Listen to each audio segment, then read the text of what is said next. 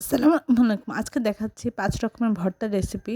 আমরা প্রথমে দেখাবো মসুর ডালের ভর্তা। প্রথমে মসুর ডাল আমরা পরিমাণ মতো নিয়ে এটা খুব ভালো করে ধুয়ে নিব, পানি ছেঁকে নিব। তারপরে এরকম একটা কাপড় দিয়ে তৈরি ব্যাগের ভিতরে মসুর ডাল দিয়ে আমরা একটু বেঁধে দিব। এটা ঢিলা করে যেন, কারণ সিদ্ধ হলে একটু বেড়ে যায়।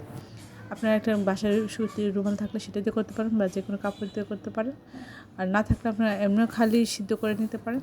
তারপরে পরিমাণ মতো পেঁয়াজ, কাঁচামরিচ, লবণ দিয়ে আমরা পেঁয়াজটা খুব ভালো করে মাখিয়ে নিব।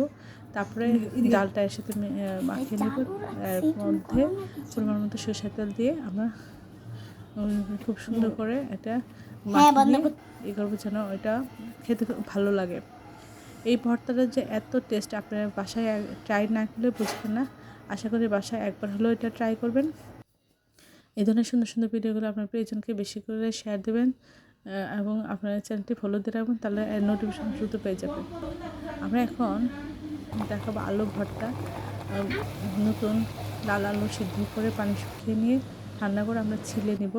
তারপরে এর মধ্যে পরিমাণ মতো পেঁয়াজ, কাঁচামরিচ দিয়ে আলুটা ম্যাশ করে নিব। তারপরে এর মধ্যে পরিমাণ মতো আমরা সরষের তেল দেবো, দিয়ে খুব ভালো করে এটা মাখিয়ে নিব। এটা খেতে অসাধারণ লাগে। যারা আপনারা ধনিয়া পাতা পছন্দ করেন তারা এর সাথে ধনিয়া পাতা মাখিয়ে নেবেন, তাহলে এটা খেতে খুবই মজা হয়। আশা করি এই ধরনের সুন্দর সুন্দর ভিডিওগুলো আপনারা বেশি বেশি করে শেয়ার দেবেন এবং বাসায় একবার হলেও ট্রাই করবেন। এখন আমি দেখাচ্ছি ঢেঁড়স ভর্তা। ঢেঁড়স এভাবে কেটে একটু অল্প পানিতে চুলায় দিয়ে ঢেকে দেবো। ভালো করে সিদ্ধ হয়ে গেলে, পানি শুকিয়ে গেলে নামিয়ে আমরা এটা পরিমাণ পেঁয়াজ, কাঁচামরিচ দিয়ে লবণ দিয়ে মাখিয়ে নেব। তারপরে ঢেঁড়সটা ম্যাশ করে নেব, নিয়ে পরিমাণ মতো সরষের তেল দিয়ে এটা ভর্তা তৈরি করে নেব। এটা খেতে অসাধারণ লাগে। এটা একটু কচি ঢেঁড়স দিয়ে করার চেষ্টা করবেন, তাহলে খেতে অসাধারণ লাগে। আশা করি এই ধরনের ভর্তাগুলি ভিডিওগুলো আপনারা শেয়ার দেবেন এবং বাসায় ট্রাই করবেন। প্রতিটা ভর্তাই খুবই সুস্বাদু। আসসালামু আলাইকুম। আজকে দেখাচ্ছি পটলের খোসা ভর্তা। পটলের খোসা ভাজি। আমরা প্রথমে পটলের খোসা নিয়েছি, পটলের খোসা খুব ভালো করে ধুয়ে এর মধ্যে আমরা একটা রসুন, পাত্রে সিদ্ধ কাঁচামরিচ, করে পেঁয়াজ, করতে দিয়ে দিব। হলুদ এর মধ্যে দিব লবণ, আমরা এটা লবণ দিব, হলুদ গুঁড়া দিব, একটু ধনিয়া গুঁড়া দিব, জিরা গুঁড়া দিয়ে এটা পেঁয়াজ সিদ্ধ করে দিব, নিব। পরিমাণ মতো সিদ্ধ হয়ে কাঁচামরিচ গেলে দিব, আমরা এটা ব্লেন্ড রসুন করে দিব, নিব। আপনারা পাটা দিয়ে বেটে নিতে আমরা পারেন। সিদ্ধ করে আমরা এটা একটু ব্লেন্ড করে নেব।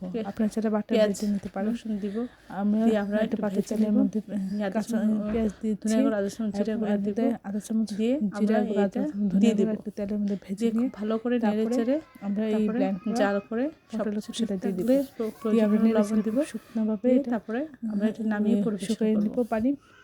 তারপরে এটা সব খেতে অসাধারণ লাগে। করে আমরা ফেলে এটা দেওয়া নামিয়ে নিব। পটলের খোসা যে এত অসম্ভব মজা সুস্বাদু, হয়, আপনারা ফেলে দেওয়া বাসায় ট্রাই না পটলের করলে খোসা যে বুঝতে এত পারবেন মজা না। হয়, আপনারা একবার আশা না করি আপনারা করলে বাসায় একবার বুঝতে ট্রাই পারবেন না। করবেন, তাহলে বুঝতে পারবেন। তাহলে এই ধরনের সুন্দর সুন্দর ভিডিওগুলো আপনি দ্রুত সবাই পেয়ে যাবেন লাইক এবং শেয়ার দেবেন, এবং সাবস্ক্রাইব প্রিয়জনকে করবেন, বেশি তাহলে এই বেশি ধরনের করে সুন্দর শেয়ার সুন্দর দেবেন। ভিডিওগুলো দ্রুত পেয়ে যাবেন। এখন আমরা দেখাবো প্রতিটা ভর্তাই অসাধারণ। এখন আমি দেখাচ্ছি ইলিশ মাছ ভর্তা। পরিমাণ মতো লবণ, হলুদ, মরিচ দিয়ে মাছটা খুব ভালো করে মাখিয়ে, তারপরে তেল গরম করে এক পাশ ভেজে নিয়ে উল্টে অপর পাশ ভেজে নেব। তারপরে খুব ভালো করে কাটা ছাড়িয়ে নেব, নিয়ে পরিমাণ মতো পেঁয়াজ, কাঁচামরিচ, লবণ দিয়ে মাখিয়ে তারপরে ইলিশ মাছের বেছে রাখা ইলিশ মাছ মাখিয়ে নিব। এটা খেতে অসাধারণ লাগে। আশা করি বাসায় আপনারা একবার হলেও ট্রাই করবেন, তাহলে বুঝতে পারবেন কতটা সুস্বাদু।